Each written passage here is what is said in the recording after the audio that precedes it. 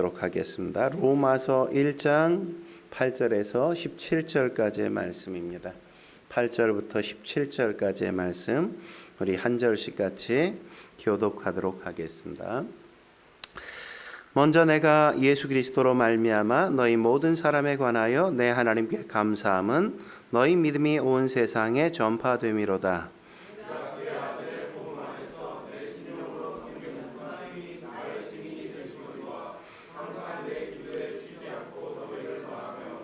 어떻게 하든지 이제 하나님의 뜻 안에서 너희에게로 나아갈 좋은 길 얻기를 구하노라.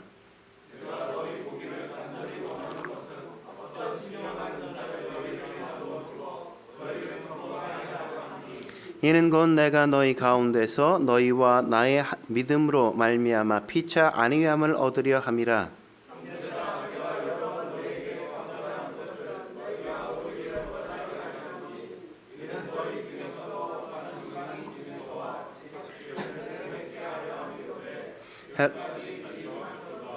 헬라인이나 야만인이나 지혜 있는 자나 어리석은 자에게 다 내가 빚진 자라.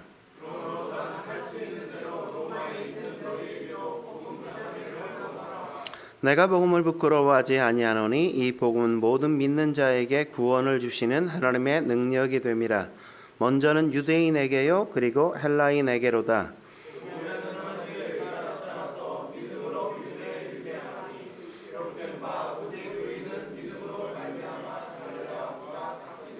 아멘. 네, 오늘은 열매, 영광의 복음이 맺는다는 주제로 하나님의 말씀 함께 나누고자 합니다.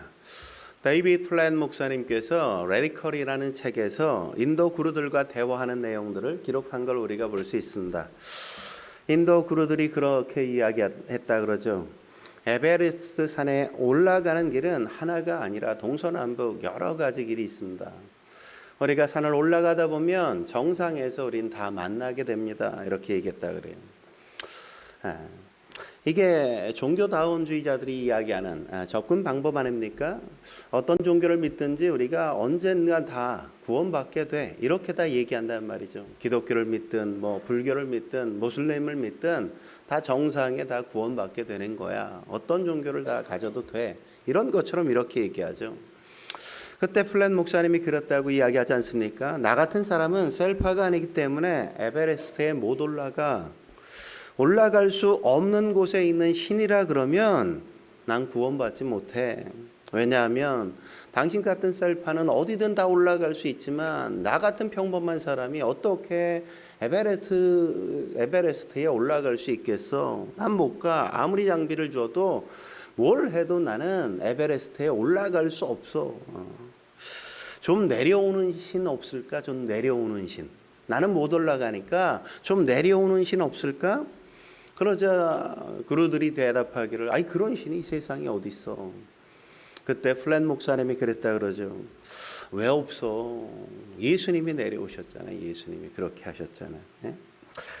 빌립보서 2장 6절에서 8절 말씀이 그 말씀이잖아요. 그는 근본 하나님의 본체시나 하나님과 동등됨을 취할 것으로 여기지 아니하시고 오히려 자기를 비워 종의 형체를 가져 사람들과 같이 되셨고 사람의 모양으로 나타나사 자기를 낮추시고 죽기까지 복종하셨으니 그 십자가에 죽으심이라. 내려오는 신 없을까? 몰라. 그러니까 있잖아 예수님. 이렇게 얘기했다 그러죠. 여러분 에베레스트의 꼭대기에 하나님이 계신다면 여기 구원받을 수 있는 사람이 누가 있겠어요? 거기까지 올라와야 구원받는데 그럼 뭐 말레자매 구원받을 수 있겠어? 올라갈 수 있을까? 뭐 진선이가 건강해 보이지만 뭐 올라갈 수 있겠어? 못 올라가죠. 뭐 여기서 훈련하다가 죽는 사람, 뭐 저 같은 사람, 뭐 우리 집사님 같은 경우도 뭐 그럴 것 같고, 뭐 올라가다가 다 얼어 죽고, 뭐 정상에 올라가는 사람 없단 말이죠. 보편적인 사람 올라가지 못한단 말이죠. 하나님이 그걸 아시기 때문에 어떻게 한 거예요? 그분께서 누구도 올라갈 수 없으니까 내가 내려가야 되겠구나. 그래서 내려오신 거 아닙니까? 내려와서 지금 우리와 함께 계시고 잃어버린 영혼들을 향해 내게 나오라고 말씀하시는 거 아닙니까? 그래서 복음은 영광스러운 것일 뿐만 아니라 이 영광의 복음만이 열매를 맺게 한다고 오늘 본문에 말씀하고 있는 거잖아요. 정말 그런지 13절 말씀 같이 한번 읽어볼까요? 13절 시작. 형제들아 내가 여러 번 너희에게 가고자 한 것을 너희가 모르기를 원하지 아니하노니 이는 너희 중에서도 다른 이방인 중에서와 같이 열매를 맺게 하려 함이로되 지금까지 길이 막혔도다.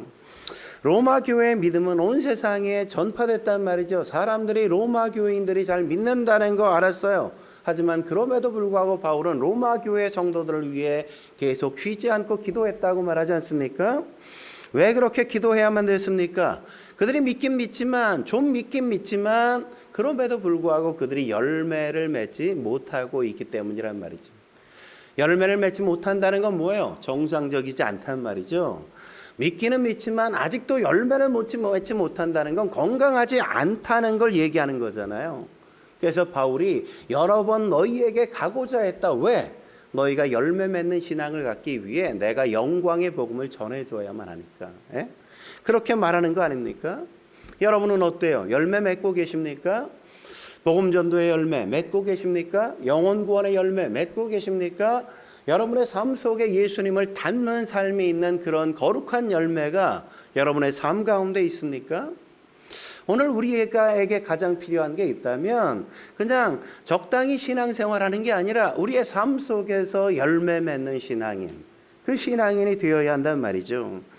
그렇다면 영광의 복음이 우리 안에서 열매를 맺게 하려면 어떻게 해야 될까요? 첫째로 하나님의 말씀으로 더욱더 견고해져야 한단 말이죠. 하나님의 말씀으로 더욱더 견고해져야만 하는 겁니다.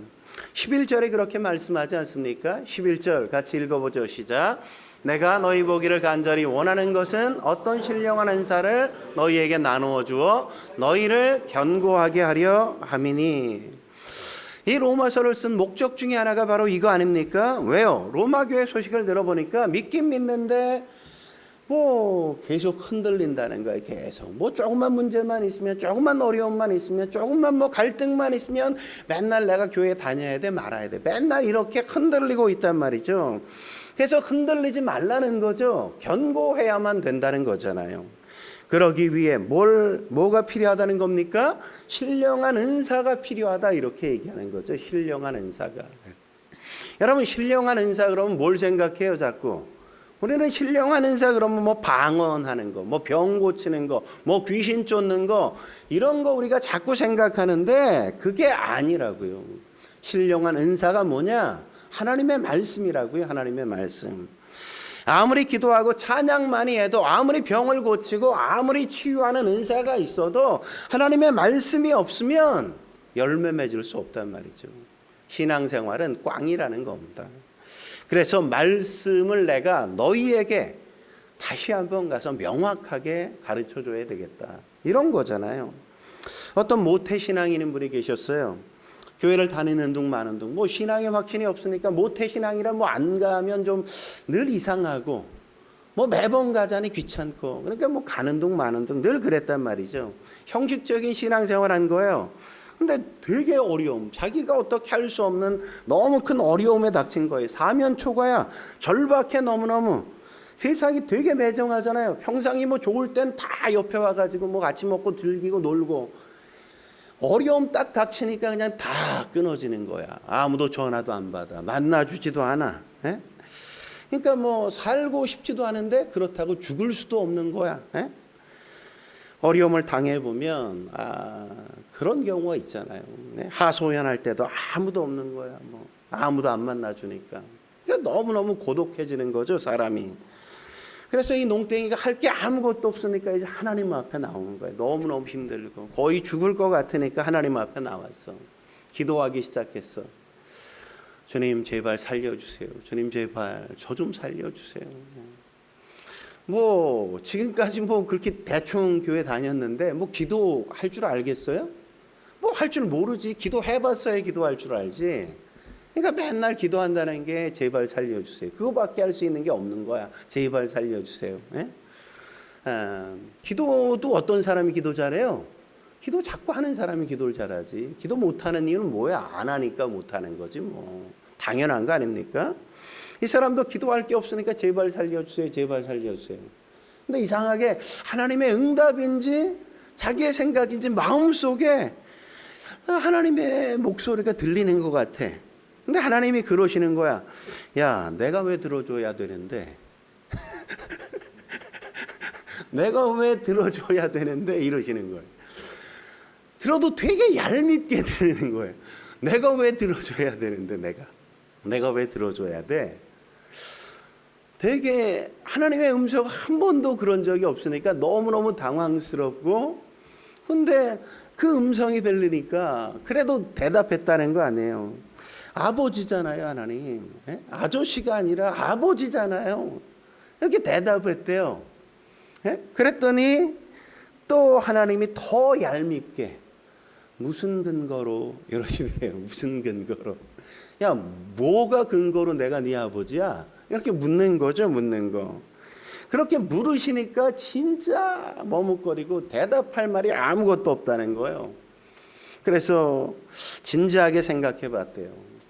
아버지가 그래도 내 장로님 아닙니까? 뭐 이렇게 대답하면 될까? 이것도 아닌 것 같아. 내가 어렸을 때부터 교회 다니지 않았냐? 이렇게 대답할까?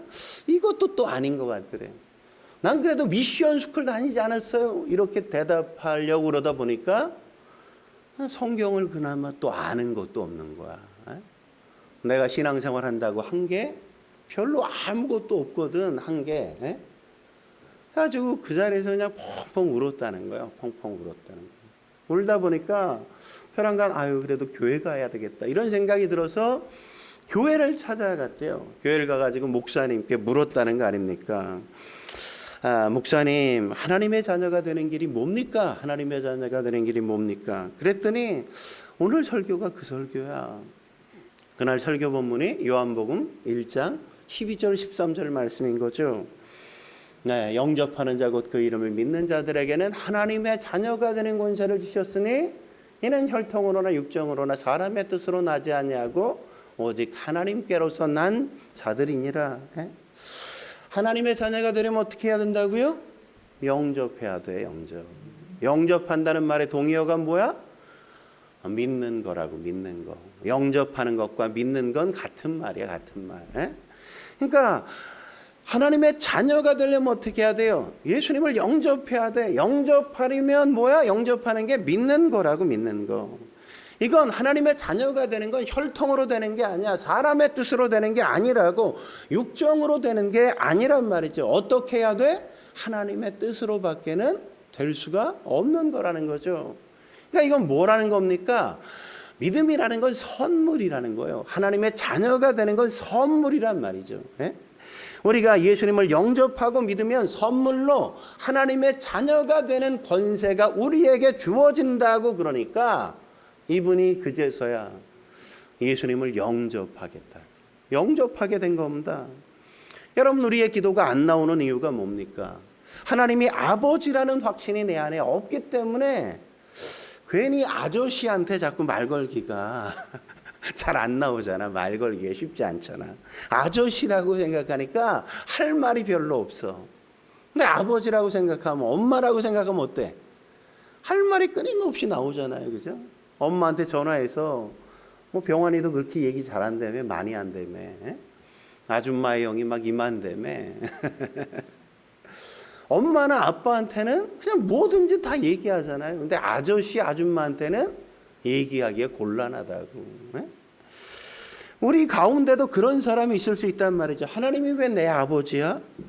말은 아버지라고 우리가 얘기하지만 그게 확신이 들지 않으니까 뭐 기도하라 그래도 뭐 기도가 별로 잘 안 될 수밖에 없죠. 언제 아버지란 확신이 들어요? 예수님을 믿을 때, 영접할 때, 그때 확신이 드는 거죠. 여러분, 그 믿음이 있습니까? 그 믿음이 있어야만 하나님이 내 아버지가 되시는 거예요. 아저씨가 아니에요. 아버지가 되시면 뭐든지 구할 수 있고 하나님께서 주실 것에 대한 믿음이 생긴다고요. 하나님이 지키실 거라는 확신이 든단 말이죠. 그게 반드시 내가 원하는 그것이 아니라더라도 하나님이 날 지키셔, 나를 붙드실 걸 확신하는 겁니다. 여러분, 로마 교회 성도들의 믿음이 흔들렸던 이유가 뭡니까? 두 가지예요. 하나는 외부적으로 로마 제국이 너무너무 많이 핍박했거든요. 황제 숭배하라고, 안 하면 죽여버리겠다고 막. 그래서 막 잡아다가 사자, 원형 경기장에 사자 풀어놓고 막 던지지 않았습니까? 밤에 횃불로 막 죽였잖아요. 네? 그러니까 이게 너무너무 믿음이 흔들 수밖에 없죠. 또 내부적으로는 유대인들이 자꾸 압박을 했잖아요. 율법주의로. 예수만 믿어서 안 돼. 율법도 지켜야지. 그래가지고 니네 구원받는 거 아니야? 봐, 니네가 율법 지켜야지 너희가 거룩하지. 율법도 안 지키고 니네가 어떻게 구원받아? 막 이래버렸단 말이죠. 이게 뭐예요? 갈라디아서 보면 다른 복음이라고 이야기하잖아요. 복음만으로 안 되고 율법도 지켜야 돼. 이걸 다른 복음이라 그랬다고요. 그러니까 예수만 믿겠다고 하면 되게 위협을 많이 받았어요. 예수님을 믿지 못하게 핍박을 많이 했단 말이죠. 같이 믿어, 섞어 믿어야 돼, 율법도 지켜야 돼, 할례도 받아야 돼, 달기, 월삭, 절기 너희가 다 지켜야지 구원받는 거지. 무슨 신앙이 무슨 예수 믿는 거 하나 가지고 되겠어. 이렇게 막 흔들었단 말이죠. 여러분, 우리도 그렇게 흔드는 사람들이 얼마나 주변에 많아요. 이런 상황에 흔들리지 않는 비결이 뭐라는 겁니까? 하나님의 말씀을 채워야만 내가 흔들리지 않는다는 거죠. 여러분, 예수님도 마찬가지잖아요. 시험 당할 때 어떻게 이겼어요? 예수님도 말씀으로 이기셨단 말이죠. 돌을 떡으로 만들라 그럴 때 신명기 8장 3절 말씀으로 이기지 않았습니까? 사람이 떡으로만 살 것이 아니라 여호와의 입에서 나오는 모든 말씀으로 사는 줄 내가 알게 하리 하심이라. 이 말씀으로 이겼잖아요. 하나님의 아들이라면 한번 뛰어내려봐. 이렇게 시험할 때 어떻게 이겼어요? 신명기 6장 16절 말씀으로 너희의 하나님 여호와를 시험하지 말라. 이렇게 이기지 않았습니까?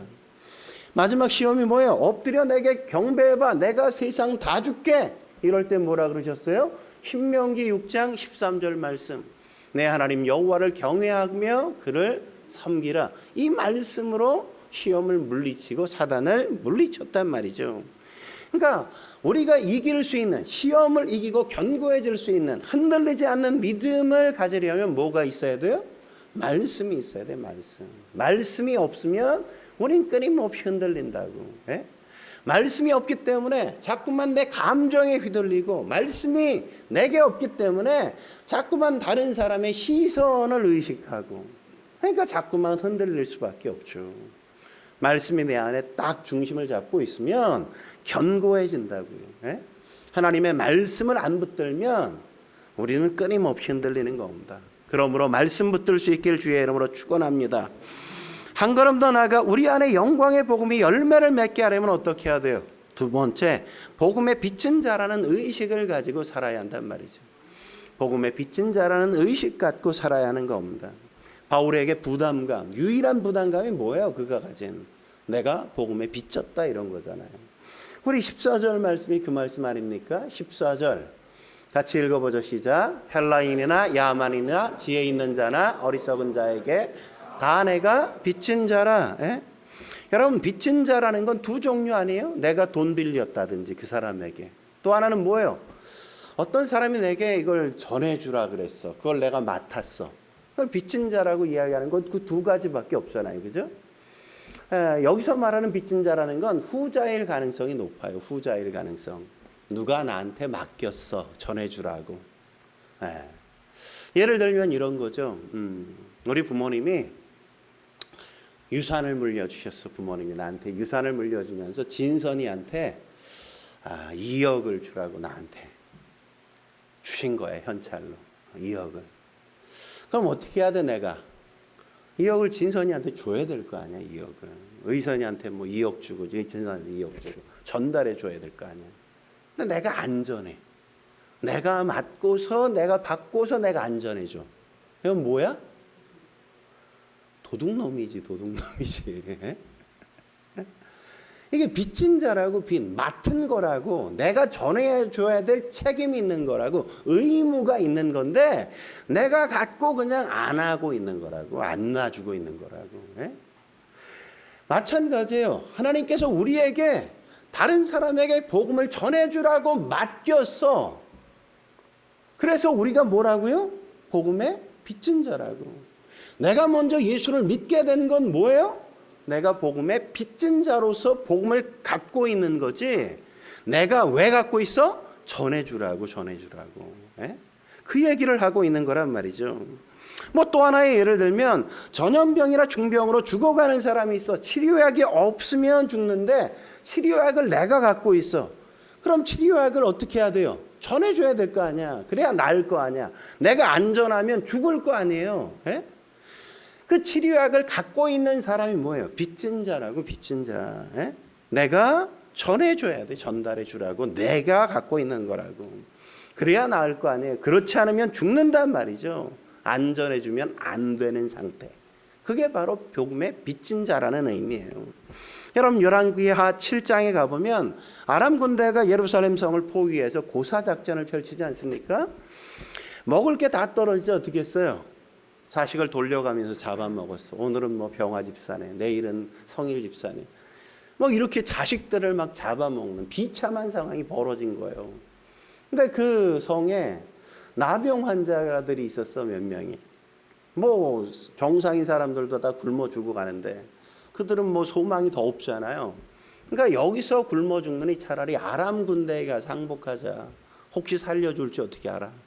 그래서 아람 진영으로 갔어요. 근데 아람 진영으로 막 갔는데 하나님이 놀랍게 역사하셔서 소란을 일으켜서 아람 군대가 마치 적이 쳐들어오는 줄 알고 이 네 명인가 이 나병 환자가 걸어가는데 뭐 적군이 막 몰려오는 줄 알고 다 허겁지겁 그냥 다 내버려두고 다 도망쳐 버렸어. 아람 진영에 가보니까 그냥 뭐 다 놔두고 그냥 군사들만 다 사라진 거야. 가보니까 뭐 음식이 널려 있지, 금은보화 널려 있지, 뭐 옷까지 널려 있지, 뭐 난리인 거야. 얼마나 놀라운 일입니까? 그래서 열왕기하 7장 8절에 보면 이렇게 말하잖아요. 같이 한번 읽어보죠. 시작. 그 나병 환자들이 진영 끝에 이르자 한 장막에 들어가서 먹고 마시고 거기서 은과 금과 의복을 가지고 가서 감추고 다시 와서 다른 장막에 들어가 거기서도 가지고 가서 감추니라. 여러분 이렇게 음식이 많고 막 이러면 어떻게 해야 돼? 에? 먼저 뭘 생각해야 돼?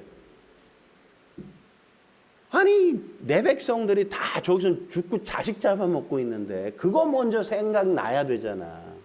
근데 이 나병 환자들이 어떻게 했어? 지네들도 배고프니까 막 먹어서 이것까지는 이해가 돼. 그 다음 어떻게?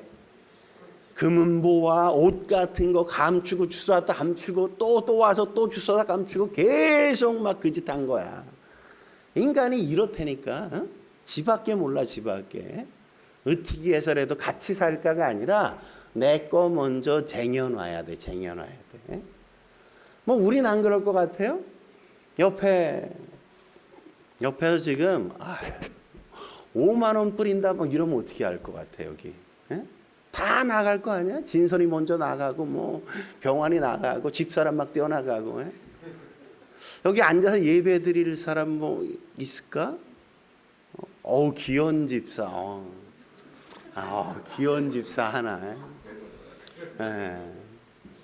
어쩌면 이렇게 묻고 있는 제가 잠깐만 이러고 내가 먼저 뛰어나갈 수도 있어. 그럼 이게 사꾼이죠, 사꾼. 그죠? 인간이 다 그런단 말이에요. 그런데 나병 환자 중에 한 사람이 9절에 뭐라 그럽니까? 우리가 이렇게 해서는 아니 되겠도다 이렇게 얘기한다. 우리가 이렇게 해서는. 오늘은 아름다운 소식이 있는 날이거든. 그러니까 여기 먹을 게 있다는 게 뭐예요? 복음이잖아요. 복음. 아름다운 소식이라는 게 복음이잖아요. 여기 먹을 게 있다는 거. 여기 먹을 게 널려 있다는 건 이것보다 더 놀라운 복음이 어디 있어요? 그 당시에. 근데 금은보화 뭐 둘째 치고 굶다 못다 자식을 잡고 뭐 잡아먹고 있는데 그러니까 이거 빨리 알려줘야 되는 거 아니에요? 그래서 뭐라고 얘기합니까? 9절에 아름다운 소식이 있는 날이거늘 우리가 침묵하고 있도다. 만일 밝은 아침까지 기다리면 벌이 우리에게 미칠지라. 가만히 있다간 우리가 벌 받을 것 같아. 이런 거죠. 그래서 가서 어떻게 해요? 알려서 다 살잖아요. 다시. 여러분 복음을 알고 있으면서 전하지 않는다면 그건 나병 환자보다도 못한 인간이 되는 거라고요. 나병 환자들은 최소한 양심의 가책은 느꼈잖아요. 양심의 가책은. 우리는 여기서 예배드리면서 말씀을 먹고 듣고 또 듣고 있잖아요. 그죠? 계속해서 우리는 하나님의 말씀을 듣고 또 듣고 있지 않습니까? 근데 딴 사람들은 어때? 굶주려 있잖아요. 여전히. 어떤 목사님께 한 자매가 와가지고 마치 칭찬받고 싶어서 목사님 나는 목사님 설교를 매일 5번씩 들어요. 5번씩. 이런 거요. 잘했죠? 이렇게. 근데 목사님이 야 잘하긴 뭘 잘했어. 가서 전도나 해. 아니 설교를 한두 번 들었으면 됐지. 너 들었으면 남에게도 전해야지. 그래야 살 거 아니야. 너만 살겠다고. 그럼 되겠어. 마찬가지잖아요. 이게 빚진 자 아닙니까? 나도 살아야 되지만 내가 살았으면 어떻게 해야 돼요? 남도 살리려고 해야지. 살리려고. 이게 빚진 자의 마음 아니겠어요? 영혼 살리는 것보다 중요한 게 어디 있습니까? 우린 빚진 자란 말이죠. 복음은 소유하라고 주시는 게 아니라고. 언제 소유하라 그랬어? 전하라 그랬지. 갖고 있지 말아야지. 전해줘야지. 일단 내가 복음을 전하면 내가 살아요. 내가 재복음화 된다고. 내가 은혜로 충만해져.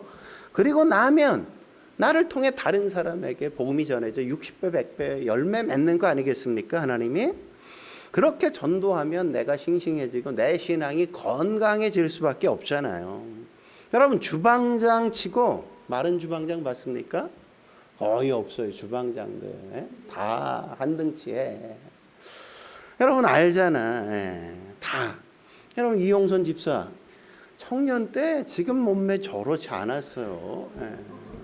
지금 이렇게 몸이 좋아졌지만 청년 시절은 아주 의선이보다도 늘 신해. 우리 재훈이만큼 늘 신했다고. 근데 왜 저렇게 몸이 좋아졌어?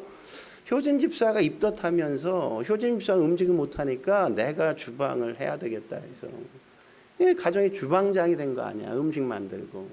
만드니까 어떻게 해야 돼? 계속 맛봐야 돼. 계속. 그러니까 어때? 자꾸 먹게 되잖아. 먹게 돼. 그러니까 좋아질 수밖에 없지. 결혼했는데 살안쪘다. 그건 뭐야? 주방 일을 안 한 인간이라는 거지. 회개해야 돼. 회개해야 돼. 주방 일은 전혀 안 한다는 인간이라는 거지. 그러니까 이게 배 나온 사람은 얼마나 열심히 살고 있구나. 표시인 거야 이거. 그냥 주방장은 그런 거예요. 그런 거. 그러니까 여러분 살찌고 싶으면 뭐부터 해야 돼? 교회 와서 주방 봉사부터 해야 돼. 사모님 옆에서 같이 만들다 보면 뭐부터 해요? 만들다 보면 먼저 먹어 자기가. 그죠? 먹고 나서 남도 먹으라고 주는 거지. 그러니까 살찔 수밖에 없는 거야. 복음도 마찬가지예요. 우리가 복음을 전하면 내가 먼저 먹게 돼 있어. 내가 먹어야 내가 전해주지. 내가 안 먹고 남에게 전해줘? 안 그래. 인간은. 그러니까 복음을 전하기 위해서는 우리도 먼저 먹고 남들도 주면서 살리고 복음으로 무장되어지고 다른 사람들에게 나눠주면서 다른 사람의 영혼도 살리는 거란 말이죠. 주방장은 굶을 리가 없어. 굶을 수가 없어. 다른 사람 다 굶어 죽어도 마지막까지 살아있는 사람 누구? 주방장. 그럴 수밖에 없는 거야. 마찬가지예요. 복음을 전하는 사람이 마지막까지 하나님 앞에 살아있는 거야. 마지막으로 우리 안에서 영광의 복음이 열매를 맺게 하려면 어떻게 합니까? 세 번째, 하나님의 의와 능력인 복음을 자랑해야 한단 말이죠. 16절에 뭐라고 시작합니까? 내가 복음을 부끄러워하지 아니하노니. 이 말은 복음이 부끄럽지 않다 이 말이 아니라 내가 복음이 너무너무 자랑스럽다. 복음만큼 자랑스러운 게 없다. 이런 의미를 얘기하는 겁니다. 바울이 왜 복음을 자랑스럽다고 얘기한 걸까요? 두 가지 이유예요. 하나는 복음은 구원을 주시는 하나님의 능력이기 때문에 그런 거란 말이죠. 그래서 16절에 뭐라고 이야기합니까? 16절에 보면 이 복음은 모든 믿는 자에게 뭐예요? 구원을 주시는 하나님의 능력이 됨이라 이렇게 말씀하잖아요. 우리의 구원의 근거는 삼위일체 하나님 아닙니까? 성부 하나님이 하신 일이 뭐예요? 우리를 사랑하신 거죠. 사랑하신 거, 사랑. 예? 요한복음 3장 16절 하나님이 세상을 이처럼 사랑하사. 이처럼이 뭡니까? 이처럼이 뭐예요? 독생자를 주셨으니. 그래서 제가 복음 전할 때마다 뭐라 그래요? 여러분에게 귀한 아들이 있잖아요. 아들, 딸 있죠? 네? 아들, 딸이 있어. 네? 근데 만약에 제가 죽어가는데 아들한테 가서 아들아, 목사님 간이 필요하대. 간이 망가졌어. 아들아, 네 간 좀 떼서 목사님 좀 주자. 벌써 시선을 다 피하잖아. 세상에 그런 말을 어떻게 하냐고. 그럴 사람 그냥 목사님 그냥 조용히 그냥 가세요. 그죠? 그냥 가세요. 근데 진짜 만약에 진짜 내 아들에게 가서 그래서 간을 이렇게 떼어서 누군가에게 이렇게 줬다고 생각해 보세요. 그럼 뭘 의미하는 거예요? 그만큼 엄청 사랑한다는 거죠. 내 아들의 간을 떼서 줄 만큼 그만큼 어마어마하게 사랑한다는 거잖아요. 근데 예수님은 어떻게 사랑하셨다고요? 이처럼 사랑하셨다고요. 이처럼이라는 건 뭐예요? 아들을 죽여서 나를 살리셨다는 거 아니에요? 그것도 십자가에 내어주셔서. 그러니까 이거는 뭐 상상할 수 없는 사랑. 엄청난 사랑이라는 거죠. 네? 엄청난. 견줄 수 없는. 응? 경이로운 사랑. 그게 하나님이 하신 일이에요. 그럼 성자 예수님이 하신 일이 뭡니까? 창세기 22장의 이삭의 모습이죠. 이삭의 모습. 이삭 어떻게 했어요? 하나님께서 네 아들 바쳐 이랬더니 이삭 끌려가잖아요. 그죠? 이삭이 그때 나이 17살. 그럼 아브라함의 나이는 이럴 줄 알았어. 몇 세에 낳았어? 100세에 낳았어. 그러면 아들이 17살이면 아버지는 117살이죠. 여러분이 이럴 줄 알고 하나님이 계산 못하는 줄 알고 100살에 낳게 하신 거야. 그것도. 만약 94세에 낳았어 봐. 이렇게 물어보면 아마 계산이 안 됐을걸. 그래서 은혜로 이렇게 계산하지 않게 100세에 딱 낳아주셨는데도 모르잖아. 물어도. 생각해 보세요. 17살 그리고 아버지는 117살. 117살의 아버지는 할아버지 중에 할아버지잖아. 뭐 힘이 있겠어. 17살 오늘 우석이 아버지를 이겼대. 아버지를 팔씨름해서. 우석이 나이 지금 16살인데 이겼어. 아버지를 벌써. 그러니까 여러분 생각해 보세요. 17살 건강한 청소년을 117살 할아버지가 묶는다고 묶여요? 묶여준 거지. 이삭이. 죽인다고 죽어요? 죽어준 거지 이삭이. 순종한 거지. 예수님이 뭐 하셨다고? 아버지가 나를 잡아 죽이실 때 내가 기꺼이 동의해 십자가에 달려 죽겠습니다. 그렇게 순종하셨다고요. 하나님의 사랑, 십자가의 사랑, 예수님의 십자가, 이게 바로 하나님이 하신 일이잖아요. 성령은 어떤 일을 하셨어요? 성령은 그걸 적용하신 거죠. 적용하신 거. 여러분 성령을 자꾸 오해하면 안 돼. 성령 그럼 우리는 방언, 치유, 귀신 죽게 하는 거 이런 거 자꾸 생각하는데 그건 부차적인 거예요. 물론 그것도 하셔. 근데 그게 주사역이 아니라고. 성령의 주사역 제1 되는 사역은 뭐냐?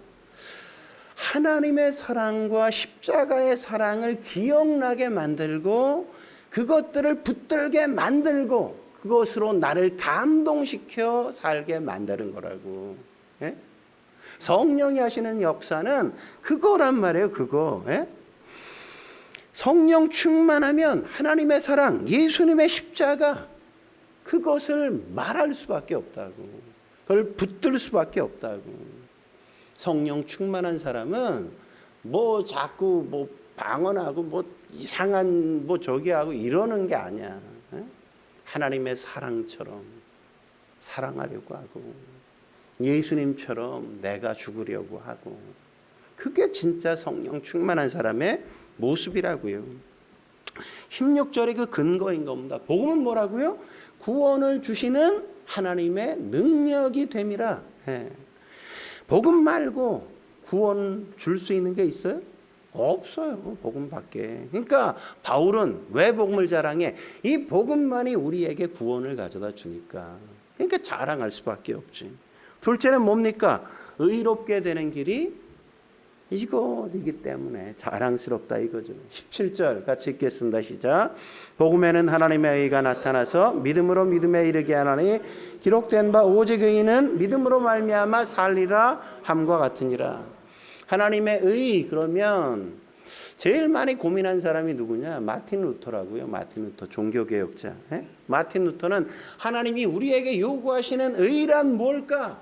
우리가 얼마나 의로워야 구원받을 수 있는가? 하나님 앞에 나아갈 수 있는가? 하나님과의 관계가 화평할 수 있는가? 여기에 엄청 관심이 많았다고요. 근데 뭐라고 성경이 요구하고 있어요? 율법이 되게 많은데 그 율법 많은 것 중에 하나만 율법을 범해도 뭐야? 율법 전부를 범한 거로. 예수님이 뭐라고 말씀하셨습니까? 예수님이 그랬잖아요. 너희가 생각만 해도 죄 지은 거야 이랬잖아요. 여자를 보고 음욕만 품어도 넌 이미 간음한 거야 이랬잖아요. 우리가 한번 세빌까? 이런 생각만 해도 넌 이미 도둑질 한 거라고. 에이 저 나쁜 놈 이렇게 머릿속에 생각만 해도 너는 이미 욕한 거야 형제를. 그러니까 여러분 생각해 보세요. 성경을 알면 알수록 뭐야? 힘들어. 짐이 너무 무거워. 이게 뭐야? 율법주의라고. 율법주의. 근데 예수 믿는 사람들 가운데도 이렇게 힘들게 하는 사람들이 참 많단 말이죠. 자꾸 짐을 져. 이거 해야 구원받아. 이것도 해야 돼. 자꾸만 이런 사람이 있단 말이죠. 여러분 복음이 짐입니까? 복음이 짐이 아니잖아요. 그걸 다 지키려고 진짜 애써야 되는 게 아니란 말이죠. 근데 가톨릭엔 뭐가 있어요? 죄를 지으면 뭐 해야 돼? 고해성사를 해야 돼. 죄를 지은 걸 알면 바로 고해성사를 해야 돼. 내가 고해성사로 갔어. 고해성사를 하고 나오다가 또 죄를 졌어. 그럼 다시 가서 고해성사해야 돼. 그리고 나왔는데 또 죄를 졌어. 그럼 또 다시 가서 해야 돼. 하루에 40번씩 오는 거야 한 사람마다. 신부가 밥 먹을 시간도 없어. 제발 좀 한 번에 와서 하면 안 되냐고. 너무너무 힘들다고 그죠? 이 마틴 루터도 너무너무 힘들어서 내가 의롭게 되기 위해 내 죄책감을 떨쳐버리기 위해 너무너무 노력했다고. 고행도 하고 금식도 하고 막 선행도 다 했어. 스칼라 산타 성당까지 가가지고 27계단 올라가는데 무릎 꿇고 올라가는데 이 옷도 쿠션이 되니까 옷도 걷고 맨 무릎으로 그 계단을 27계단을 올라갔어. 그러니까 무릎이 다 까지고 피가 막 흥건하게. 근데 그 순간에 뭔 생각이 나요? 로마서 1장 17절이 생각나. 오직 의인은 믿음으로 말미암아 살리라. 내가 지금 뭔 짓 하는 거야? 성경이 이렇게 말을 하지 않았는데, 내가 고행한다고 구원받는 게 아닌데, 오직 의인은 믿음으로 말미암아 살리라고 했는데 내가 뭔 짓 하는 거지? 이 벼랑간에 그냥 그 순간 깨우치고 벌떡 일어났다는 거 아니에요. 예? 그리고 그는 종교개혁을 일으킬 수밖에 없었던 거죠. 예? 믿음이 뭡니까? 믿음이 예수님이 하신 일을 받아들이는 거, 예? 영접하는 거, 그게 바로 믿음이라고요. 그러면 하나님의 의로움이 내게 다 전가되어진다고요. 여러분 핸드폰 처음에 동기화할 때 2대 딱 갖다 놓고 어떻게 해요? 옆에 갖다 놓으면 동기화 하시겠습니까? 이렇게 뜨잖아요. 그때 뭐 하면 돼? 예, 누르면 되잖아. 그럼 동기화, 이쪽에 있는 게 이쪽 핸드폰에 쫙 옮겨지잖아, 금방. 예? 그것처럼 우리가 믿습니다, 이렇게 예수님 믿습니다 이러면 뭐가 돼? 하나님의 의가 내게로 다 동기화된다고. 예? 그래서 내가 의롭게 되는 거라고 성경은 그렇게 얘기하는 거예요. 예? 이게 구원이에요, 구원. 예? 그러니까 이건 뭡니까? 의로움은 짐이 아니라고요. 의로움은 선물이지. 예? 내 의로움이 아니라 하나님의 의가 내가 전가되어서 나를 의인이라고 하는 거지. 내가 뭐 누구한테 밥 한 그릇 사준 거 그게 내 의가, 내가 다른 사람 짐 들어준 거 그게 의가 돼서 나를 의롭다고 하는 게 아니야. 그런 의를 성경은 뭐라 그래? 더러운 걸레와 같다 이런다고. 그런 의는 예수님의 의, 하나님의 의를 내 안에 동기화시켜서 내 안에 딱 가져다 주신다. 그걸 보고 너 의인 이렇게, 너 구원 이렇게 딱 말씀하시는 거예요. 예? 에베소 2장 8절에 그 말씀 아닙니까? 같이 읽죠. 시작. 너희는 그 은혜에 의하여 믿음으로 말미암아 구원을 받았으니 이것은 너희에게서 난 것이 아니요 하나님의 선물이라. 그러니까 우리가 구원받는 건 하나님의 의가 우리 가운데 전가되어서 우리에게 있어. 그게 구원으로 선물로 주어지는 거라고. 그러니까 우리가 발버둥 칠 일이 아니라고. 지금도 우리 주변의 사람들이 그러잖아요. 우리 보고 뭐라 그래? 야, 너처럼 악한 게 무슨 구원받았어? 야, 너도 맨날 잘못하잖아. 뭐 그 꼴이 뭐야 도대체? 무슨 구원이야? 자격 있어 너? 막 이러잖아요. 그죠? 여러분 자격 있어? 악하지 않아요? 우린 악하죠. 우린 자격 없어. 참 우린 내가 봐도 내가 형편없잖아. 꼴이 이게 뭐야. 그죠? 근데 뭐야? 그러니까 구원받았지. 구원은 선물이잖아. 은혜로 주어진 거잖아. 값없이. 예? 나는 내가 의로워질 수 없다는 거 알아요. 하나님이 선물로 주셨어. 감사함으로 받는 거죠, 우리가. 예? 아이젠하워 대통령도 예수 잘 믿었어요. 근데 임종전에 빌레그레암 목사님 모시고 그분이 그랬대요. 하나님 앞에 너무너무 내가 두렵다고. 성도들도 두려울 수 있어요. 죽음 앞에 서면. 어떻게 내가 천국에 갈 수 있는지 잘 모르겠다고. 그때 빌레그레암 목사님이 그랬다 그러잖아요.